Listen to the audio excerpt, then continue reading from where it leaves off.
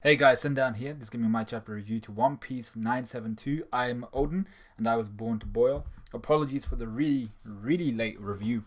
Well, actually, it's not as late as some of my other reviews have been, but yeah, I've just had a lot to focus on at work, so very little time to actually get to this review. Even though it did come out early, I should have reviewed it as soon as it dropped, but I didn't. Anyway, let's get down to what happened in this chapter. Did I like it? Did I enjoy it? For the most part, I did. There were elements to this which I didn't like, a bit like last chapter.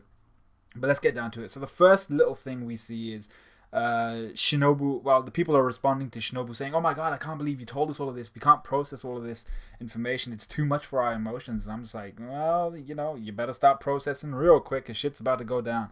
Fukurokuju grabs a hold of Shinobu, basically just saying, "Bitch, you're mine now." And she's very much of the mindset that if the Kozuki clan go out at this point in time, she wanted to go with them. That's why she speaks out. She's like, "I'm a part of them. I don't follow Fukurokuju. I don't follow the Oniwabanshu. If I'm gonna die, I'm gonna die with these guys. I won't follow you." So then we get this is where the crowd actually first find out that we're not in a very good situation. The people of Wano, they were all like, yeah, we're safe. We just want to see this trash Odin die. Once they realized that he was actually protecting them all, this is where Orochi and Kaido's machinations in the back come to bite them in the ass. The crowd of people. So the crowd of people are there like, "Oh, stop this execution! We beseech you, please stop!" They're begging of Orochi, and then they very promptly get shot down, sniped by arrows.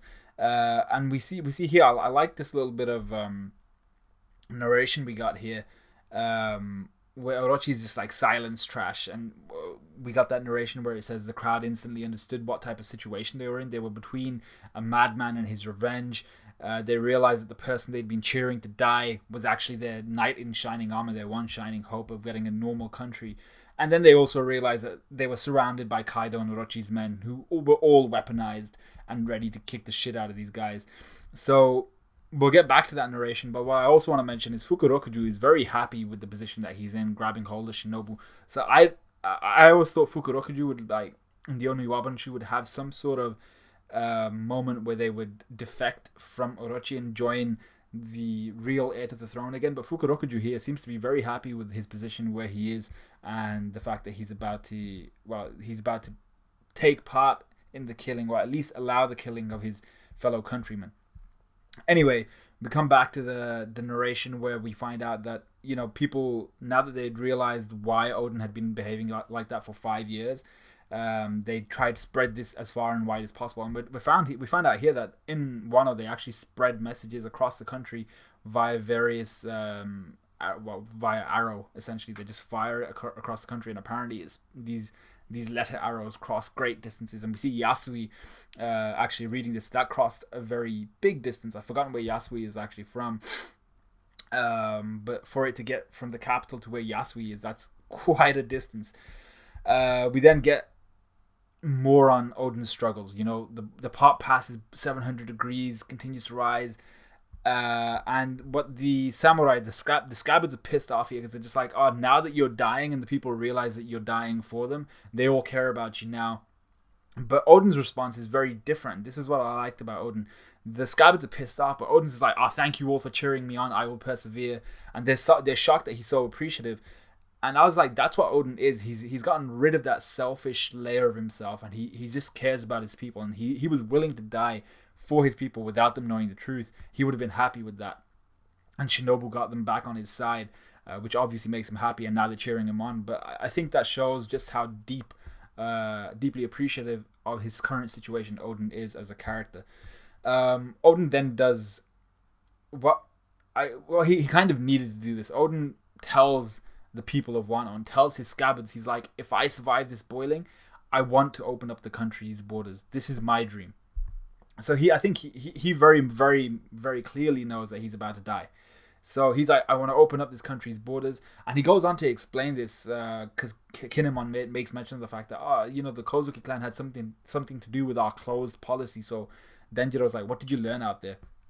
And Odin's like, long, long ago, the Kozuki clan were actually the ones who closed off the borders of Wano because of the threat of a great external power. That's how I'm reading it as. Wano was threatened by a great external power, possibly the rise of this world government, the initial stages of it, and because of that threat, they closed off their borders.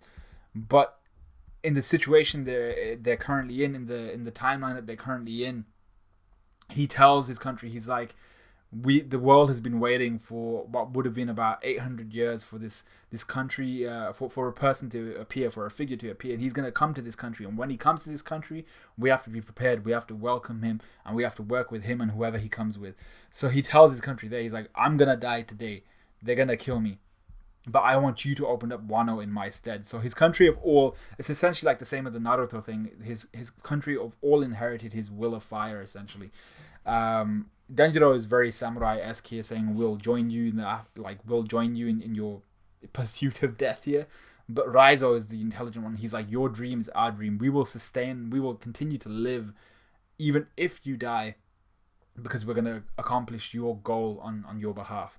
So then we get a very epic kind of countdown, 30 minutes left.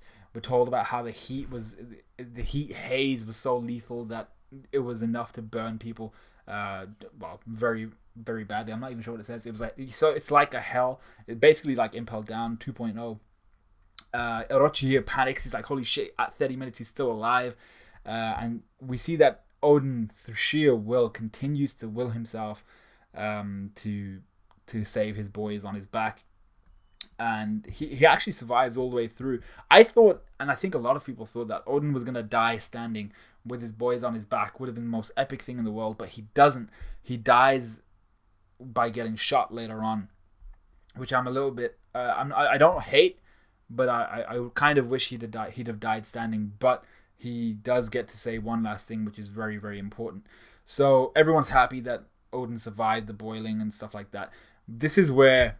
I think this is the beef between Inuarashi and Nekomamushi. So Nekomamushi, upon Oden's survival, he starts dropping bars. He's like, oh yeah, Oden cleared up the misunderstanding with the people. The country's back on his side. You're in for it now, Kaido. Basically just dropping bars on Kaido, saying like how much of a waste man he is.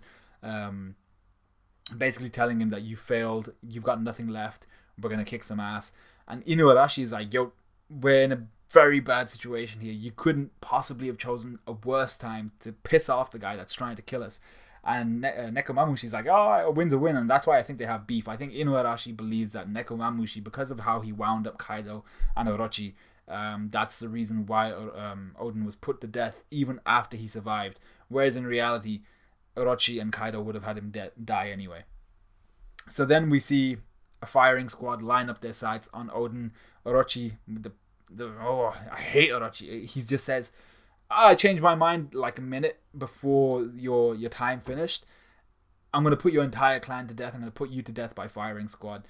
So what's Oden's last words here to his friends, his scabbards, his people? He says, do it for me, open Wano's borders. And he launches his scabbards into the air, who, as soon as they hit ground, you get this really awesome panel where they just dash as soon as they hit the ground.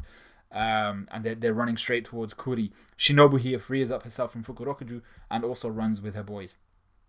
So we get some panels where everyone's kind of reminiscing on how they met Oden, why they served Oden, all that good stuff. But that's I don't really want to go into that. What I do want to talk about is Kaido. He says here, your body's already dead, so I'm just going to put you out of your misery, Oden. I'll do you a kindness. And now the Kozuki clan is basically permanently eradicated for forevermore. Whereas Oden's just like, don't make the mistake of looking down, of underestimating my samurai. Our samurai, he says, but I swear it should be my samurai.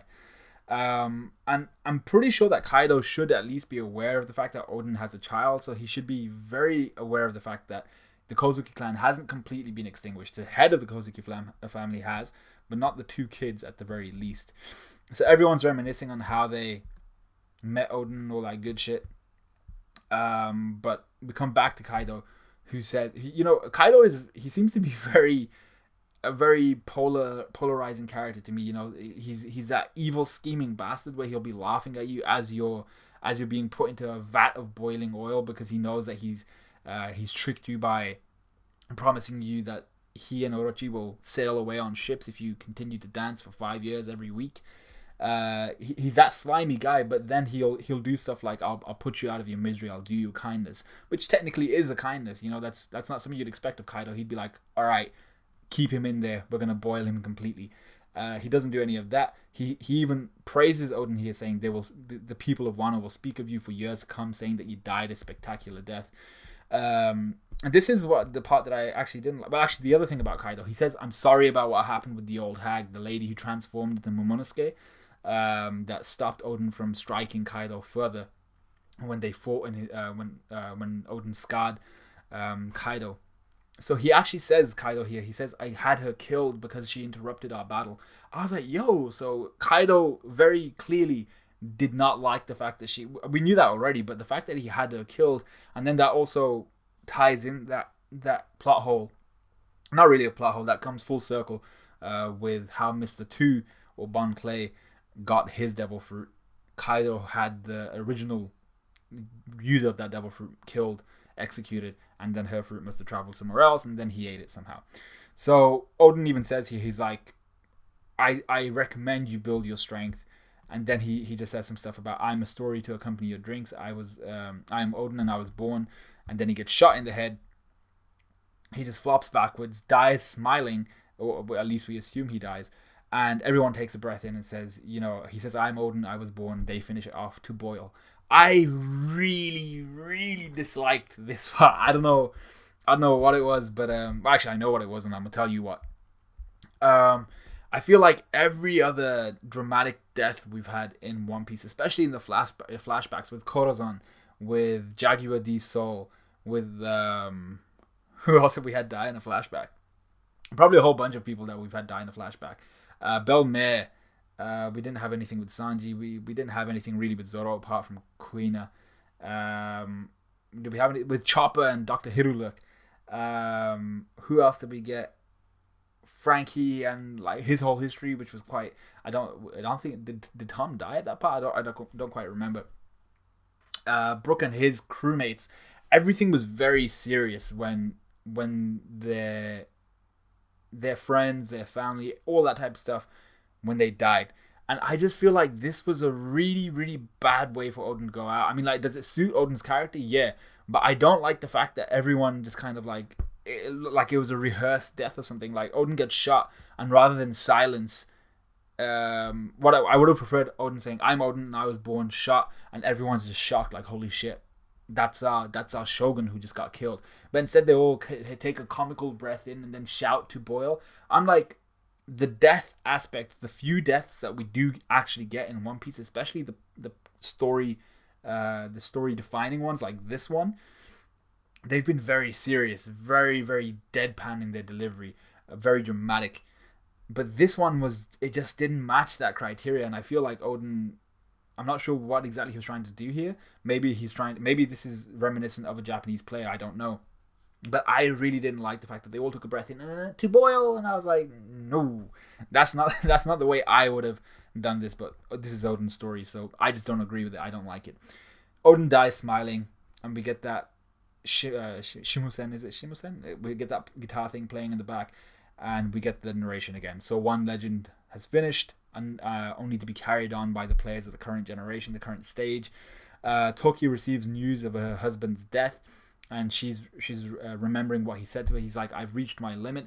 But actually, this is in the letter that he sent her. He says, I've reached my limit. If I fail to defeat Kaido, there'll be nobody else who can stop Kaido for a long time, at least for about 20 years. Which is why she then sent Momonosuke into the future for 20 years. I'm not sure why she didn't send Hiyori, but she sent Kinemon, Kanjuro, Raizo, but I still can't confirm why she didn't send Hiyori.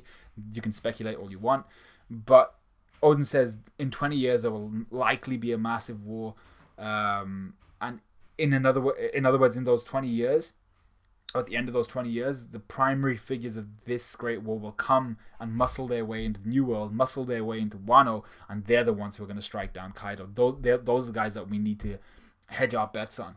We need to put all our money on those guys. So he's like, I want you to use your power to, if he should die, then you can guess the rest. Send our kids into the future, send our scabbards into the future, and let them open up Wano on my behalf. So we see here why Toki, and everyone was of the mindset, well, a lot of people were of the mindset that Toki was going to be some sort of traitor. I couldn't believe that for a hot second. I was just like, nah, Toki's not going to be a traitor. Unless like some really, really big ass twist goes down. But we see Odin giving her his swords, Enma, and the other one, I've forgotten its name. We see that Toki had the kind of firm belief, or at least she lied to herself enough to say, and she lied to Odin enough to say, I don't think you're gonna die, and he was happy with that. And she says here, looking over his letter, prepared to do what she has to do. I'd be a laughingstock if anyone saw me crying. We are not your weakness. So she like I said a few times in my review, she was there purposefully looking strong for her kids, looking strong for her retainers, looking strong for the people. She wasn't going to cry in front of them on because of Odin, because she knew as a leader what she needed to do. She couldn't be weak in front of these guys. So she had to bear that burden on her shoulders. Now she's looking ahead to 20 years in the future, and we're going to come back to the present day, hopefully next chapter. So I thought this chapter was good. Like I said, I didn't enjoy the whole to boil thing. I thought it could have been handled better. I like the dramatic and serious nature of One Piece when it goes down that route. It just chose not to go down that route this time. But there are still questions which we need to answer. The traitor has not been made apparent throughout all of this flashback. I don't think it's going to be Shinobu. I don't think it's Toki. I don't think it's any of the scabbards. So who the hell is it going to be? Is it going to be freaking Neko Mamushi or something? I don't know. But I just can't see it being Shinobu or anybody else as part of Kozuki's retainers, as part of Odin's retainers. Kaido seems to be at least slightly honorable in the sense that, I'll rid you of your pain. But we still know that he's a slimy guy, and Orochi, my hate for him has just skyrocketed because we knew he was going to go back on his promise, and I kind of wanted Odin to die standing. We didn't really get that, but I can see why Oda chose not to do that, and it was actually better the way he did it, not from a dramatic perspective, but more from a storytelling perspective of, this is my dying moments. In the perspective of his scabbards and some of the people there, and he was saying, open up the borders on my behalf, let's get going. I like the fact that we got some Void Century stuff. He was talking about how in that now that it's been that 800-year period since the Void Century, there should be someone coming in the next however many years to open up one of those borders. We closed them off originally 800 years ago because of that external force. I'm really interested about what that external force was, that external power. I assume it was the world government in its initial stages, all those countries that united against the country that had the will of D. But I can't be sure. Anyway, that's my review. I think I've gone on long enough. Let me know what you guys thought of this. Let me know what you guys thought of the chapter. Like, comment, subscribe, all of that good stuff, and I'll see you guys in a bit.